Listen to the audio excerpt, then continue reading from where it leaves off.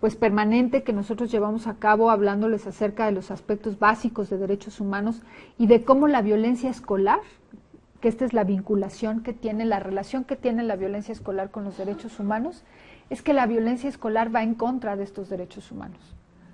La violencia escolar atenta contra estos derechos humanos. Este es mucho el trabajo que nosotros hacemos con los papás. Y una estrategia que también se nos ocurre que puede funcionar es que esta información, les comenté, quiero que me recuerden, les comenté de esta, pues de este programa, de esta escuela que yo conozco, en donde tienen un consejo de niños. Les comenté la sesión pasada. Ok, bueno, les platico. Conozco una escuela donde tienen un programa permanente que le llaman Consejo de Niños, además del Consejo de Padres, que muchas de las escuelas, por supuesto, que tienen, ¿no? En este Consejo de Niños se nombra un representante del salón. Todos los niños tienen oportunidad de ser representante del salón en algún momento del ciclo escolar.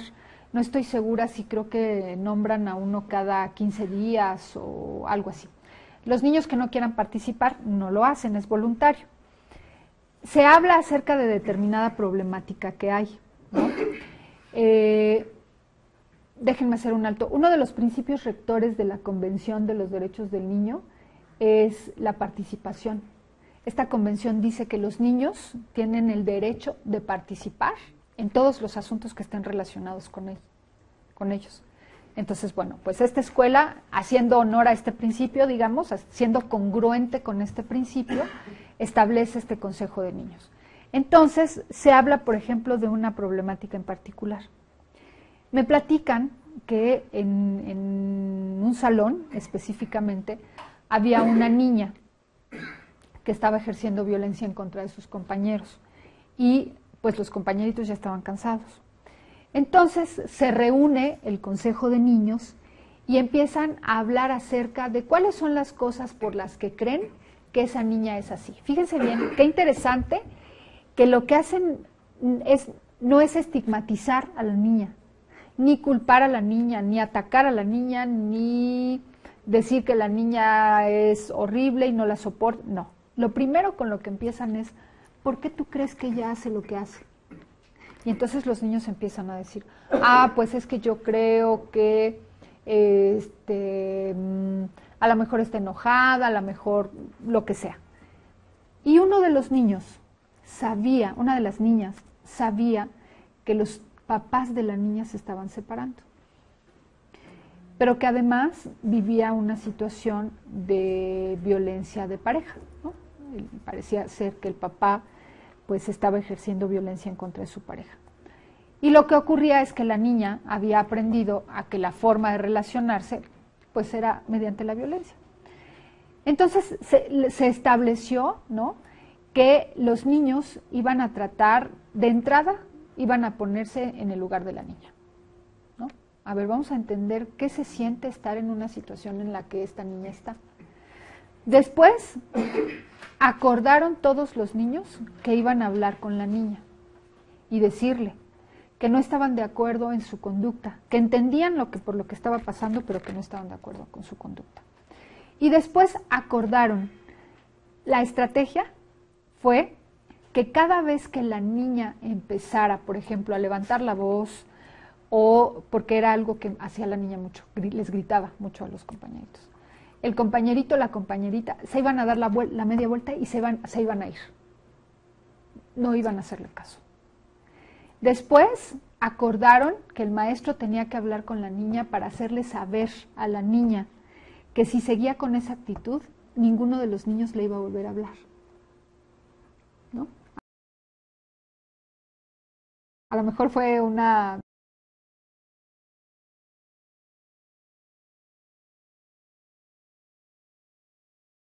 determinación muy drástica, ¿no? Pues mandaron llamar a los papás de la niña, ¿no? Entonces, todos se involucraron en esta estrategia de intervención y de verdad, créanmelo porque se los digo, porque lo sé, está funcionando. la violencia que ejercía esta niña hacia los demás niños disminuyó significativamente. Niña de segundo de primaria que se agarraba a trancazos con los niños, así, a trancazos con los niños, ¿no? Entonces, bueno, está funcionando, ¿no? No se ha erradicado completamente, pero ha habido una disminución significativa de estas conductas, ¿no? Entonces, bueno, ya dijimos, los papás, pues evidentemente tienen que ser como parte de estas estrategias, ¿no? Los pasos del procedimiento de este protocolo los vamos a conocer de una manera general. Vamos a ver que el primer paso, insistimos nuevamente, es la identificación de la problemática, ¿no? Tenemos que conocer en qué consiste este fenómeno, sus signos, manifestaciones, todas las personas que estén involucradas. Y algo que se nos ocurrió también en este paso, en este paso, es que esta información también la tendrían que saber los alumnos, no nada más ustedes. A ver, la violencia escolar es tal, se manifiesta tal, sus signos son tales, sus consecuencias son tales, involucrar a todos los alumnos para que también conozcan de este fenómeno, ¿ok? Entonces, bueno, el siguiente paso, bueno, vamos a ver aquí, ¿sigo? Vamos a detenernos un segundito, por favor. Bueno, mientras les voy comentando, para que vayamos adelantando un poquito, si no, no nos va a dar tiempo. Haciendo un pequeñito repaso acerca de lo que es el bullying, bueno, pues evidentemente ya sabemos que es la intimidación, el maltrato interescolares de forma repetida, sostenida en el tiempo,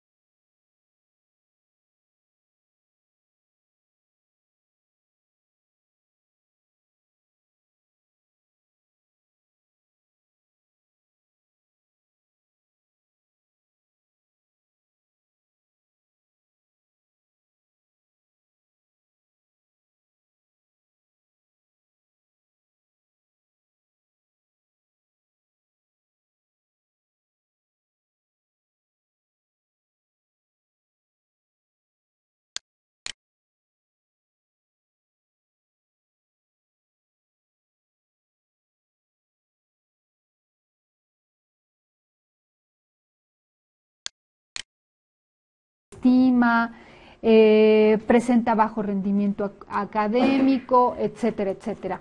También nos podemos encontrar con un formato de registro en donde vamos a identificar algunos elementos o algunas dinámicas del entorno familiar, ¿no?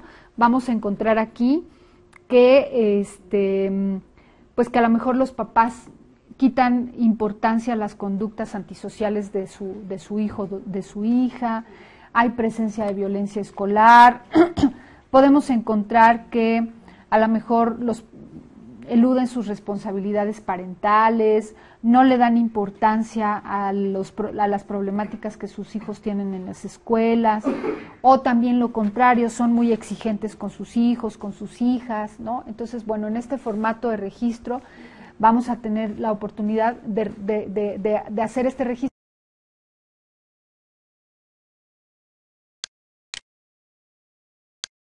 registro, pero además, fíjense cómo estos registros en sí mismos nos están dando, nos están aportando conocimiento acerca de la problemática de la violencia escolar, ¿no?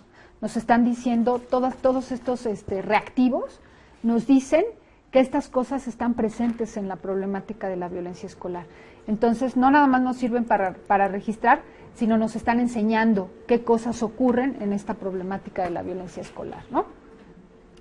Entonces, bueno, también encontramos que el siguiente paso fue después de registrar, pues es notificar, ¿no? Notificar siempre a la instancia inmediatamente superior, esto es al director, al consejo técnico, al supervisor de zona, etcétera, etcétera, ¿no? Y bueno, pues aquí encontramos evidentemente uno de estos pasos de este proceso es el de la intervención, ¿no? En donde al tratarse de un fenómeno relacional, es decir, en donde hay una relación, cualquier intervención debe atender al agresor, a la víctima, a los compañeros y al entorno. Esto es, todas las personas están involucradas y por lo tanto todas deben de atenderse de la manera específica en la que se requiera. La mejor forma de prevenir el acoso escolar es construir la sana convivencia desde la disciplina. También aquí ya nos están dando formas de intervención. Si ustedes se fijan, en todo este protocolo nos están avisando, nos están compartiendo formas de intervenir ante esta violencia escolar. Y entonces nos dice que la mejor forma de intervenir es desde la disciplina, y entonces a lo mejor ahí tenemos una tarea más, ¿no? Vamos a buscar, vamos a experimentar a lo mejor con nuevas formas de disciplina. Dicen por ahí que si algo que has hecho de la misma forma durante mucho tiempo no te funciona, pues es momento de hacerlo de una forma distinta, ¿no? Si queremos resultados distintos, pues hay que actuar de manera distinta, ¿no? Entonces, bueno, a lo mejor desde experimentar nuevas formas de disciplina, nuevas técnicas. Nos habla también que tenemos que trabajar desde la cultura de la legalidad, esto es, desde los derechos humanos, desde el respeto, desde la empatía, desde los derechos, pero también desde las responsabilidades. Es muy importante que les digamos a los niños, es tu derecho ser respetado, pero también es tu responsabilidad respetar. Desde el diálogo, la reflexión y la búsqueda de soluciones, ¿no? Y bueno, pues también aquí nos ofrecen algunas estrategias de intervención desde todos estos actores que participan en este proceso. Y por ejemplo, para la víctima nos dice, actuar con prudencia para no exponerle ante sus compañeros ni ponerlo en situaciones de riesgo. A ver, por ejemplo, si ya sabemos que tenemos un alumno que sus habilidades motoras, por ejemplo, están limitadas y nosotros le pedimos que vaya y haga algo que a lo mejor con la mejor intención, ¿no?, de que se sienta seguro, es probable que no lo pueda hacer y que eso vaya a derivar en una situación de burla por parte de sus demás compañeros, pues no lo hagamos, ¿no? Por ejemplo. Hay muchas reflexiones en torno como a todas estas sugerencias que desafortunadamente pues por el tiempo no podemos abordar todos, ¿no? Pero bueno, pues yo los invito a que leyendo este protocolo ustedes se vayan como abriendo a todas estas posibilidades que nos da cada uno de estos puntos. No evidenciar ante los compañeros a las partes implicadas, trabajar con la víctima en las habilidades sociales y emocionales que pueda tener. Con el agresor, por ejemplo, tenemos que trabajar mucho, aquí nos dice esta parte de la empatía, que comprenda cómo se siente su compañero agredido, explicarle claramente los comportamientos que no se toleran, ¿no? Pues son ejemplos que nos dan. Por ejemplo, con los copartícipes, ya vimos que hay copartícipes activos y pasivos, ¿no? Vamos a analizar entre todos las consecuencias del bullying, ¿no? Vamos a mostrar las consecuencias de transgredir las normas de convivencia. Vamos a trabajar con las habilidades sociales también nuevamente. Fíjense cómo este punto que se ha venido reiterando, que se ha venido insistiendo, es muy importante. Trabajar con todas estas habilidades sociales como la empatía, la asertividad, la solidaridad, la fraternidad.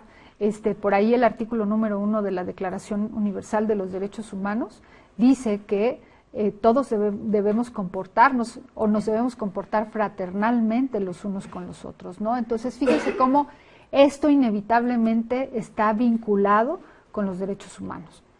Detectar a los alumnos con habilidades, fíjense, aquí está nuevamente, detectar a los alumnos con habilidades prosociales, esto es a favor de la sociedad, para que participen integrando a las víctimas en actividades deportivas, recreativas, artísticas y sociales, ¿no? Los padres de la víctima, bueno, pues alentarlos a hablar con su hijo del problema para hacerles saber que cuentan con su ayuda como docentes, explicarles el problema del acoso escolar. Una estrategia muy importante que se nos ocurre también es preparar una clase de violencia escolar y dárselos a los papás, específica, ¿no? A ver, señoras, señores, les vamos a hablar hoy de violencia escolar. La violencia escolar es esto, participan estas personas, tiene factores, los factores que favorecen la violencia son estos y las consecuencias son estas y necesitamos su ayuda. Cuando nosotros empezamos las pláticas con los papás, empezamos diciendo eso, ¿no? Necesitamos su ayuda, no podemos solos, ¿no? Entonces, pedirle que no estimule la agresividad ni la venganza, evitar que el niño o la niña se sienta avergonzado y nunca decirle a su hijo que intente solucionarlo por su cuenta. Cuando no puede, pues el niño podrá hacerlo en algunas circunstancias, en algunas situaciones, pero no en todas las situaciones. Y cuando un niño ya es víctima de violencia escolar, con todas estas características, pues es imposible que pueda resolverlo solo, ¿no? Y bueno, también tendríamos que hablar con los papás de los niños agresores, hacerles ver la necesidad de acompañar a su hijo en la solución de este problema, hablar calmada pero directamente de lo que está pasando, solicitarles que actúen con calma y pidan a sus hijos que expliquen qué es lo que está sucediendo, ¿no? Recomendarle que cualquier paso que deben dar los papás debe ser conocido y acordado con los hijos. A veces los papás actuamos sin que les pidamos a los hijos su opinión, ¿no? Entonces, bueno, una de las últimas fases de este protocolo es evaluar, ¿no? A medida que se va interviniendo con cada una de estas partes, pues tendremos que ir evaluando los resultados que se van dando de la problemática específica, ¿no? que hemos ido atendiendo, y parte de esta evaluación es que los agresores reconozcan los límites de sus conductas, ¿no? Adquieran y desarrollen habilidades cognitivas, emocionales y sociales para poder construir un ambiente escolar libre de violencia y una relación armónica, y también que los copartícipes de esta violencia conviertan su actitud activa o pasiva en una acción, porque acuérdense que decíamos que los copartícipes pueden tener esta actitud, ¿no? Puede ser que estén alentando la violencia o puede ser que no la acepten, pero que tampoco hagan nada. Entonces, que estos copartícipes conviertan su actitud activa o pasiva en una acción decidida y comprometida para construir un ambiente escolar libre de violencia y también una relación armónica con todos los compañeros, ¿no? Y también un paso importante, maestras, maestros, que tenemos que tomar en cuenta es la retroalimentación. ¿Qué es esto?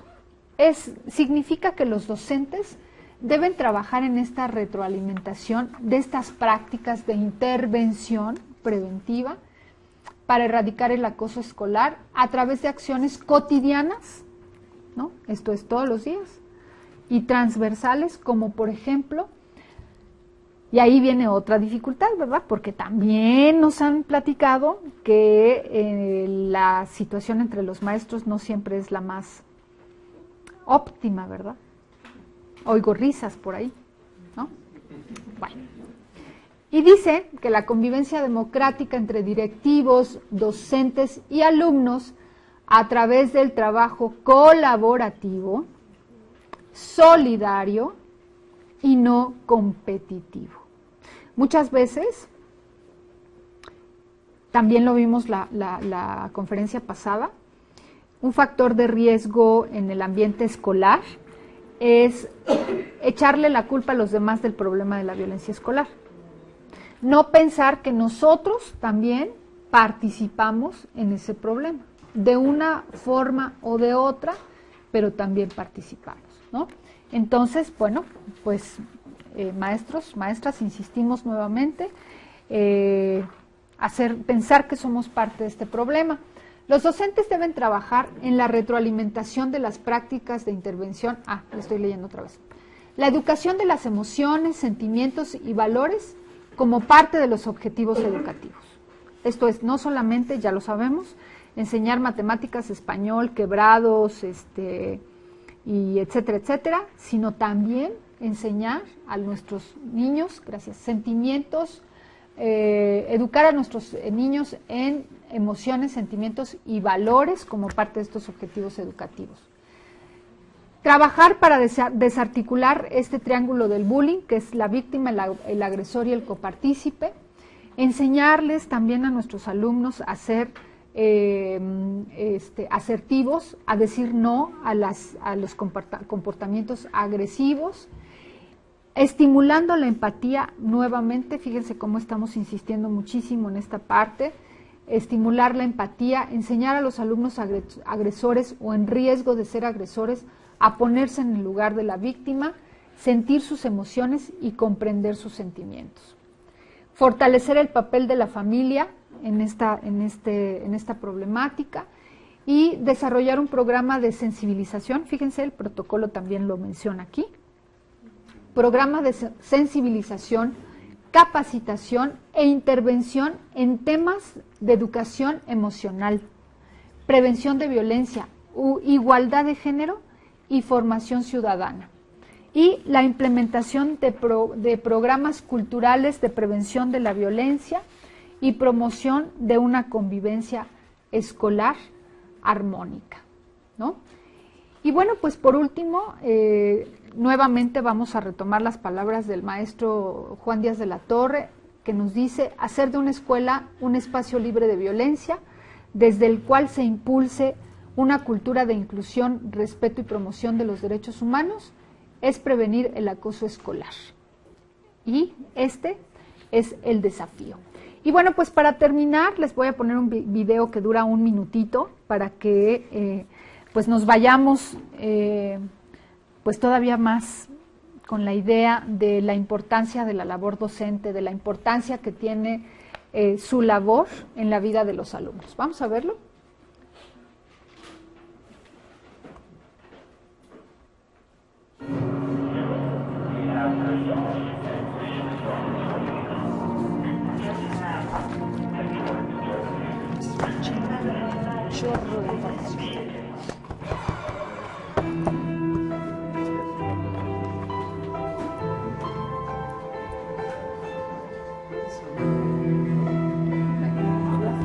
Hola, hola, buenos días, ¿cómo están?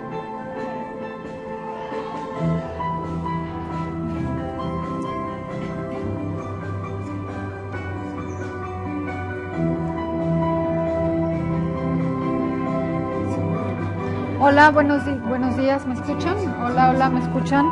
Voy a leerles qué se puede hacer en el caso de un niño que es maltratado por la madre. ¿El video? ¿Qué se puede hacer en el caso de un niño que es maltratado por la madre? Ya hablo con ella una psicóloga. Si nosotros como docentes ya identificamos que existe la violencia escolar con una alumna, ¿qué debemos hacer? Un grupo de 35, mientras se encontraban en clase de educación física, la agredieron físicamente.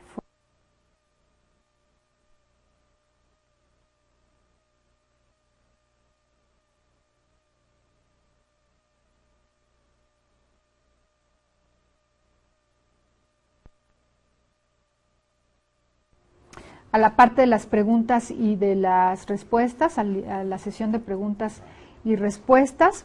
Y vamos a ver que aquí nos dicen, ¿qué se puede hacer en el caso de un niño que es maltratado por la madre? Ya habló con ella una psicóloga. Bueno, pues ya lo vimos, ¿no?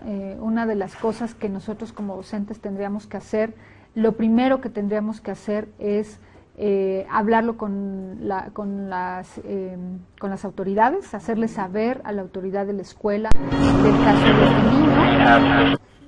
¿Le sigo?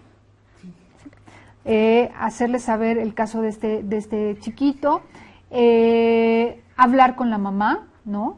Dimensionar, creo que una cosa también que es muy importante es dimensionar, ¿no? Las consecuencias de la violencia que está sufriendo el niño, hablar con el niño. Y algo muy importante que no les comenté también es, podría parecer como mágico, pero no lo es, y es algo muy sencillo, y es preguntarles a los niños qué quieren, qué necesitan, ¿no? Tanto a los niños que están ejerciendo violencia como a los niños que están recibiendo violencia. Y por ejemplo, en el caso de este chiquito es preguntarle cómo está viviendo la violencia, cómo la está dimensionando, qué está significando para él, qué consecuencias está teniendo en su vida, ¿no?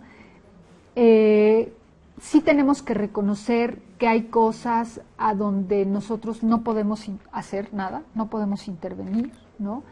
Sí pueden dar parte a las autoridades, ¿no? Evidentemente, de que el niño está sufriendo violencia, mucho más en los casos de violencia grave, ¿no? Y para eso, pues ustedes tienen el apoyo de sus directivos, ¿no? De los supervisores de zona, en donde pueden hacer saberle a la autoridad los casos de violencia, ¿no?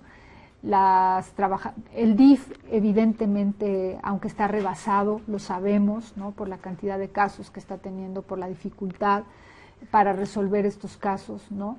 Sí conocemos de muchos casos en donde el DIF ha intervenido en casos de violencia hacia los niños. Entonces, bueno, se me ocurre que esas son las cosas.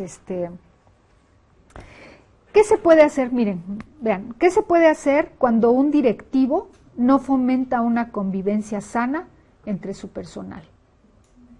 Bueno, ¿cómo? Digo, ahí es diferente, ¿no? Como mentores ahí sí es diferente, porque ya es nuestro ámbito. Sin embargo, con niños es otro problema, porque si no lo tratas correctamente, se te puede revertir. Y con nosotros los docentes, puesto que estamos en el mismo gremio, en el mismo tenor, sí podemos nosotros de alguna manera buscar la resolución del problema con las diferentes autoridades que nosotros tenemos, tanto educativas como sindicales. Ese es otro asunto. Pero fíjense muy bien, voy a retomar sus palabras. Si no actuamos adecuadamente, ¿se nos puede revertir? Pues sí, exactamente, porque si no actuamos adecuadamente quiere decir que no estamos actuando en el marco de la legalidad. ¿Sí me explico?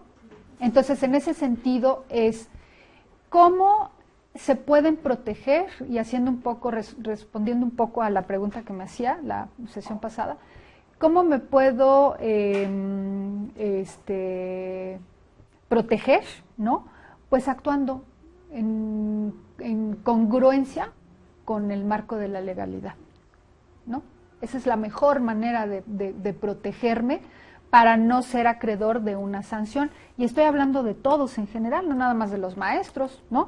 Con los niños. A ver, ya no estamos hablando, ya hoy no se habla de castigo, ¿no? Sino de consecuencias, de sanciones. Bueno, pues te vas a hacer acreedor a una sanción si no traes la tarea. Y la sanción es, pues te voy a reprobar o te voy a poner una mala calificación, ¿no? Siempre en términos de consecuencias. Como ustedes saben muy bien que hay consecuencias positivas y negativas, ¿no? Si yo actúo en congruencia con el marco de la legalidad, pues las consecuencias serán negativas.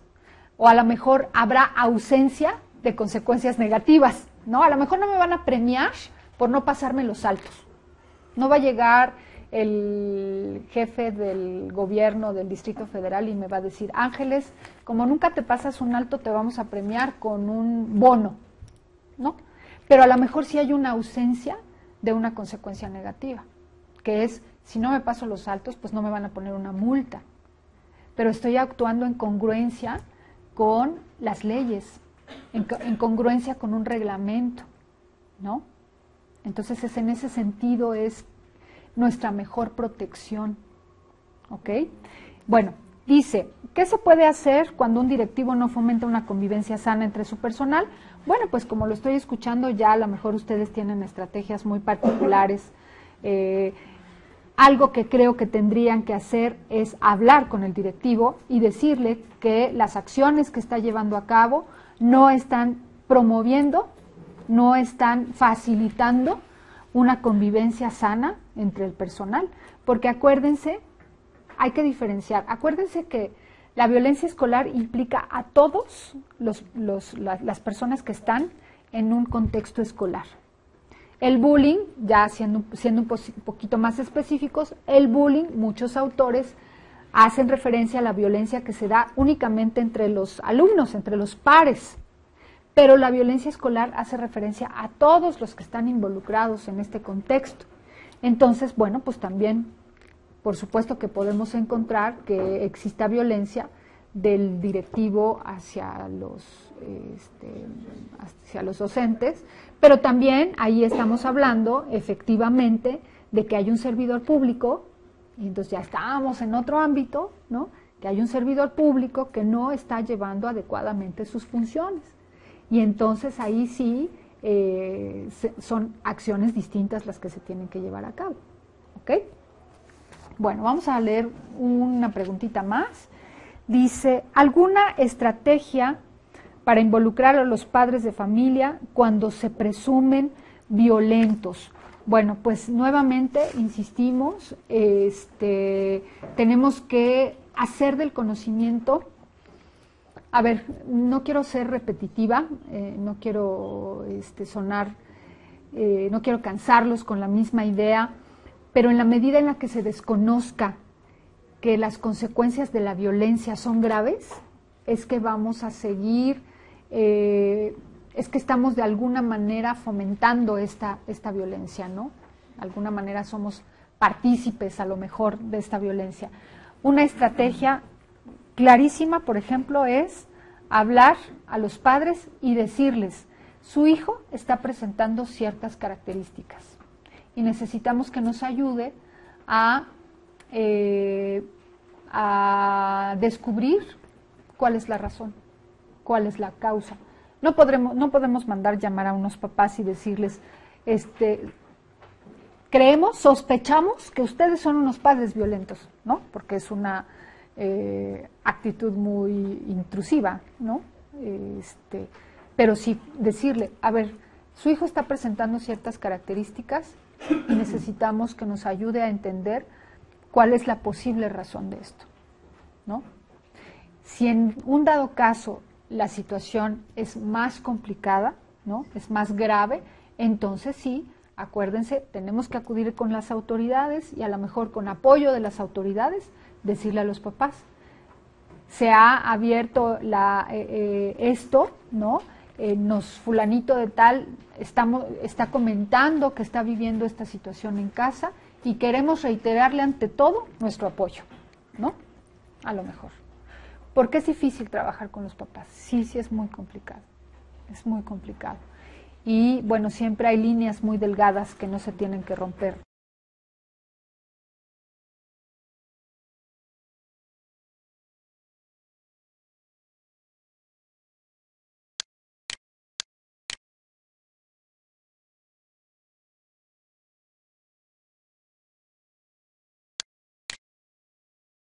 Muchas más estrategias.